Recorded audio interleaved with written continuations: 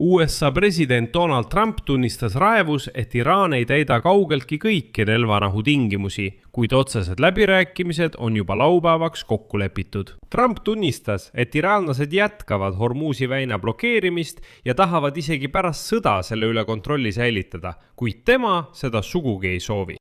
USA asepresident J.D. Vance on juba sõitnud Pakistani, kus toimuvad otsesed läbirääkimised, kuid ta hoiatas Iraani, et nad ei üritaks USA'd läbirääkimistel manipuleerida, vastasel juhul võib sõda uuesti puhkeda. Kuigi J.D. Vance kinnitab, et nad loodavad headele, suurepärastele ja tulemuslikele läbirääkimistele. Aga midagi läheb ilmselgelt valesti, sest pärast naftahinna langust hakkasid naftahinnad taas tõusma. Sest sai selgeks, et Hormuzi väin on suletud ja seda ei õnnestu nii lihtsalt avada, ükskõik mida Donald Trump ka ei ütleks. Minu nimi on Aleksei Betši, arutame seda teemat koos, aga enne kui alustame seda saadet, palun teid toetada selle YouTube'i kanali tööd. Seda saad teha rahaliselt annetuse, sponsorluse või tasulise tellimuse kaudu, kasutades selle video kirjelduses olevaid linke ja andmeid. Seal on kõik platvormid, kus seda saab teha, olen tänulik igasuguse teie toetuse eest. Ja liituge minu Telegrami kanaliga Betši News, link on samuti selle video kirjelduses. USA president Donald Trump esines karm hoiatusega Teherani aadressil. Põhjuseks oli teated, et Iraan on hakanud võtma tankerite käest tasu Hormuzi väina läbimise eest. Nagu alati avaldas Trump oma pahameelt sotsiaalvõrgustikus True Social ning tema reaktsioon oli üsna emotsionaalne. Tsitaat. On teade, et Iraan võtab tasu tankerite käes, kes läbivad Hormuzi väina. Oleks parem, kui seda ei juhtuks ja kui see juba toimub, siis oleks parem, kui nad kohe lõpetaksid. Aga teate, see avandus kõlab naljakant, kui teada kogu toimuva konteksti.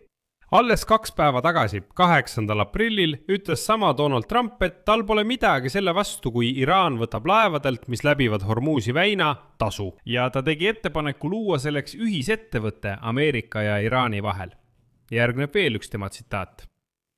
8. aprillist me mõtleme seda teha ühisettevõtte raames. See on viis tagada väina turvalisus, sealhulgas kaitsta seda paljude teiste riikide eest. See on suurepärane idee. Iraanlased lükkasid selle idee tagasi ja nüüd on Trump jälle vihane. Tegelikult oli tal 8. aprillil see suurepärane idee. Ta ütles, et tal pole põhimõtteliselt midagi selle vastu, et nad võtavad tankerite läbipääsu eest tasu.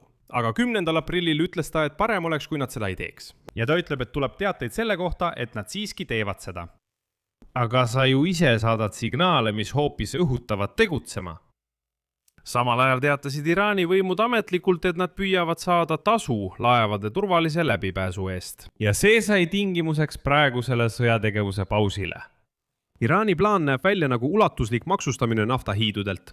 Raha nõutakse iga pardal oleva barreli eest. Tasu summa on võrdne $1 iga naftabarreli kohta. Tassumine toimub ainult krüptovaluutas, mis õõnestab just seda petrodollari süsteemi, mis loodi 1970-ndatel Lähis-Ida piirkonnas. Veelgi enam, seal Teheranis esines Iraani kõrgeim juht, mitte isiklikult, vaid kirjalikult, kuid siiski, ja lubas, et riik kontrollib ka pärast sõda Hormuzi väina. Siin tasub lisada, et ka Trump ise jõudis eelmisel päeval kiidelda, et väidetavalt pärast tema tehingut iraanlastega on väin täiesti avatud. Need on tema sõnad, täiesti avatud. Kuid samal ajal tunnistas ta, et laevad ei läbi seda, kuna kardavad iraanlasi. Ehk siis ühel osa publikust teatas Trump valjuhäälselt, et väin on lõpuks täiesti avatud. Ja see publik jäi nagu rahule ning liikus edasi. Aga teisele osale, kes kuulab tähelepanelikumalt, ütleb ta, jah, väin on avatud, aga laevad seal ei liigu. Veelgi enam, paljud hakkasid närveerima. Paljud USA liitlased, näiteks Sultan Al-Jabir, Abu Dhabi riikliku naftafirma juht, astus täna avalikus ette ja tegi avalduse. Tsiteerin. Praegu on vaja selgust, seega toome selgust. Hormuzi väin ei ole avatud, juurdepääs on piiratud ja kontrollitud. Iraan on oma avalduse ja tegudega selgelt mõista andnud, et läbipääs on võimalik ainult loaga, tingimuste täitmisel ja poliitilise mõju olemasolul. Lõpuks ootavad sajad naftat ja muid elutähtsaid kaupu vedavad tankerid endiselt läbipääsu Hormuzi väina kaudu. Nende operaatorid ja kaptenid ei tea siiani, kuidas edasi liikuda, ilma et nad riskiksid Iraani islami revolutsiooni kaardiväerünnakuga. Rahvusvahelise mereorganisatsiooni andmetel on umbes 20 000 meremeest kriisi tõttu tegelikult kinni jäänud Pärsia lahes. Kuigi Donald Trump on neile juba avalikult teatanud, et ta on sõlminud kokkuleppe ja väin on avatud. Lisaks sellele hakati ka Euroopas närviliseks muutuma. Briti peaminister Keir Starmer teatas, et tal on kõrini USA ja Venemaa presidentide mõjust energiakandjate hinnale Suurbritannias. Ta ütles, et kõik on juba väsinud sellest, et kahe presidendi tegevus ja nende manipulatsioonid panevad turu kõikuma ja hüppama kord üles, kord alla. Starmeri tsitaat. Mul on kõrini sellest, et pered üle kogu riigi näevad, kuidas nende elektriarved kord tõusevad, kord vähenevad. Ja ettevõtete elektriarved samuti tõusevad ja vähenevad Putini või Trumpi tegevuse tõttu kogu maailmas. Ja alati on kõige paremaks tegeliku olukorra näitajaks just seesama turg. Asi on selles, et nafta hinnad on täna taas tõusnud ja kasvanud 1% võrra, sest hoolimata kehtivast relvarahust USA ja Iraani vahel julgevad vaid vähesed laevad läbida kriitilise tähtsusega Hormuzi väina. See on muide juba teine päev järjest, kui hinnad tõusevad pärast kolmapäevast langust ja vahera kuulutamist. Tundub, et oleme selle loo lõpust veel kaugel.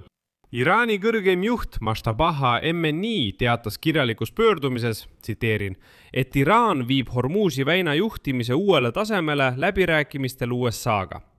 See võib potentsiaalselt hõlmata laevade läbipääsutasu kehtestamist, mis hoiaks ülemaailmsed energiahinnad kõrgel määramata ajaks ning samuti rikuks rahvusvahelisi vabale laevaliiklusele kehtivaid norme. HMNI kommenteeris olukorda väinas uues kirjalikus avalduses, mis avaldati neljapäeval seoses tema isa tapmise 40 päeva möödumisega, nimetagem seda nii, sõja esimestel päevadel. See oli tema esimene avalik pöördumine pärast relvarahu kokkuleppe jõustumist USA-ga. Ja ta teatas, et Iraan on sõjatingimusteta võitja. Lõpetuseks toon HMNI tsitaadi. Iraan ei püüdnud sõda alustada ega püüa seda ka praegu, kuid rõhutas, et riik ei loobu oma seaduslikest õigustest. Me ei jäta agressoreid kindlasti rahule. Me nõuame hüvitist kogu tekitatud kahju eest, hinda märtrite vere eest ja kompensatsiooni maksmist haavatutele. Siia panen 3 punkti, kirjutage oma arvamus ja järeldused selle saate kommentaaridesse.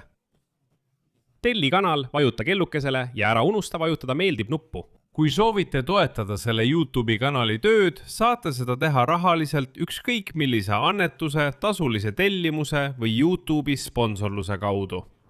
Kõik lingid ja makseandmed leiate selle video kirjeldusest. Seal ongi kirjas, toeta Aleksei Betši kanalit. Valige endale sobivaim viis. Olen tänulik igasuguse toetuse eest. Sellega on kõik. Hoolitsege enda eest. Kõike head kõigile.